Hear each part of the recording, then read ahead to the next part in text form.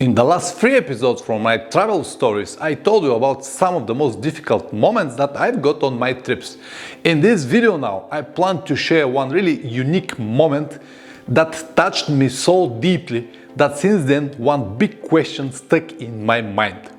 Are we, the modern or so-called Western civilized society, are better than the rest of the world? So if you have nothing to do and want to know the answer of it, grab your favorite drink and stay with me.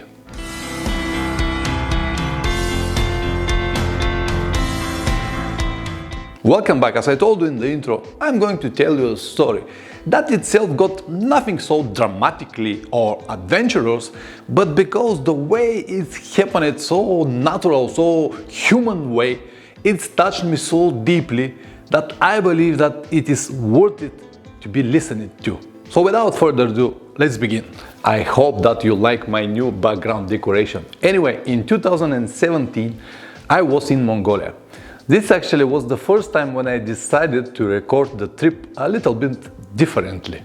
Until this moment, what I was doing is record the short clips, then edit it together with some music and play it as it is, so you can have a basic idea what it is on these places, but you cannot really get the reality. So in Mongolia I decided to make it different, record everything from the beginning until the end, without edition, without drone footage, without special effects, just to show you the reality, how one motorcycle trip is going.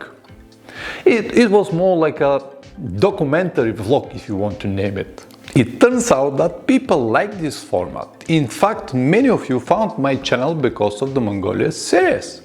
Nowadays there are a number of riders that do the same, and some of them are very successful with multiple cameras, drone footage and so on and so on. They've got fantastic videos, but I still do it the same old way.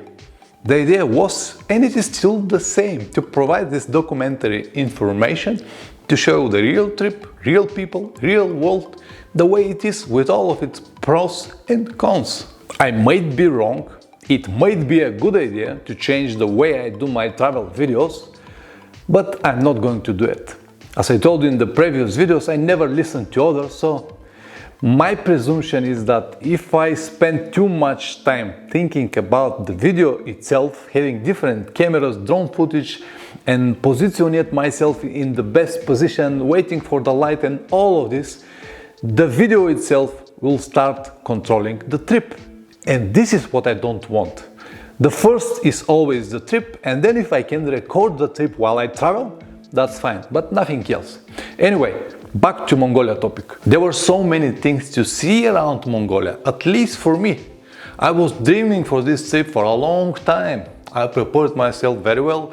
I read all the articles that I found about the country. I watched a lot of documentaries, even a few Hollywood movies on this topic. At that time, I found just a few videos on YouTube, mostly Russians riding around Mongolia, but without any information. But even so, even that I was knowing already a lot, once I went into Mongolia, every day was a big surprise for me, or every day I was learning something new. In one of those interesting days, I and my riding friend Dima were riding in the middle of nowhere when suddenly started raining. I don't know what it's like today, but in 2017 there were not many tarmac roads, so we spent most of the time riding on the dirt roads. It was fine, most of them were pretty flat, easy to ride even with heavy motorcycles. There were patches with a bit more deep sand and some rocks, but in common it was fine. I will say that the problems that we have had were more with navigation than the roads themselves. I had a paper map, but it was difficult to find the right direction. For example, you start following one road and then you can see in front of you that they split to 2, 3 or 5 different lines. Usually they all come together, but not every time. Mongolia is mostly open steppes and there were not many things around you to guide you, so you can easily get the wrong line and finish in completely different direction. That's why we used a compass all the time, just to make sure that we were in the right direction. Anyway, back to the moment when it started raining. Dima did not felt really confident to ride in these conditions and he wanted to stop, and I was against Please, let's continue. And here now you might stop me and say, Pavlin, why? It is better to stop until the rain finish and then you continue in safe riding conditions, right? Yes, but no, because in Mongolia it's different. There were no even trees in Mongolia. So to stop and hide where? There were no shelters here and there, petrol stations or big trees so you can stay and just protect from the rain. So if we stop, we have to stay like this on the rain and praying that it will finish quick. But it might take hours, even days, who knows, it's a rain. So I tried to explain him that now, even that the conditions are not so good, it is still not muddy. We can continue riding at least maybe 1 or 2 hours more before it became really terribly muddy, and then we have to stop anyway, because we still got to cover like almost 200 kilometers until the town that we planned to spend the night. And it doesn't matter how hard I was trying, he was demanding to stop. I was saying no, he was saying yes, because we were communicating with these Bluetooth systems. It was like a long conversation. We started to argue even. I don't know how long it was, probably about an hour, when suddenly, from nothing, we saw a small wooden house with goats outside. It was like an oasis in the middle of the desert. And Dima immediately went to this direction. There was something like a small porch with a roof, so we stopped the bikes and stood under the roof. Until Dima was checking the forecast, how long it's gonna rain, I looked around and saw that the door is open. So I just checked inside and heard some voices, but I haven't seen any people. A few minutes later, a small Mongol kid with the bald head opened the door, looked on us, and immediately ran inside. And I started laughing and said to Dima, you look like a terrible uncle, you scared this poor kid to death. So he ran away and he said, me? What are you talking about? Have you ever seen yourself in the mirror? With this beard you look like Talibanin. And then I said, okay, fair enough, it might be me. After maybe 1 more minute the door opened again, and this time was the mother and 2 more kids behind her. And she looked on us and say something on Mongolian language, blah blah blah blah blah, and me and Dima, being fluent in Mongolian, we looked each other very stupidly, and she understood that we not get it, and she explained once again, this time with the hands. She said, come in, come in, come in, come after me. So we again looked at each other, don't know what to do, but again we followed her. There were 3 kids all together, 2 girls and the boy that we saw earlier. The head of the family, or the father, was also there. So the lady showed us 2 armchairs, and with her hands she showed us that we have to sit.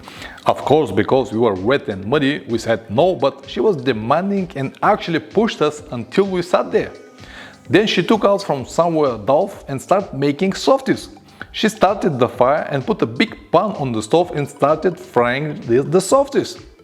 Because as I told you, there are no trees in Mongolia, they actually burn horse sheets mixed with some dry grass or something similar. During this time, I and Dima continued to look at each other with the same non-understandable faces, and the kids continued jumping around looking at us like aliens.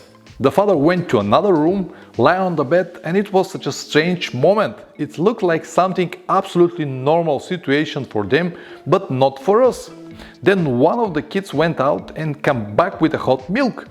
The lady took out the butter and showed that we have to put it on the top of the softies and then eat it. Because I was staying with this softie here and the butter in another hand, she just took it from me, put it on the top of the softie and then put it in my mouth like this. So it was like I'm not understanding what exactly she wants, but she really wanted to help and did everything as I said, natural and human way, without pushing, without demanding or something like that. It was fantastic moment. I don't know how much time we spent there, but on some stage the rain stopped and we decided to go. We left the house and spent the rest of the day riding to our next destination, but all of the time I was thinking about it. So after this situation I came to the most logical conclusion that the less the people have, the more they are happy to share, even with completely strange people. So the more I travel, the better I understand that there is something completely, fundamentally wrong with our so-called modern, Western, civilized world. Thanks for watching. See you next time. Ciao.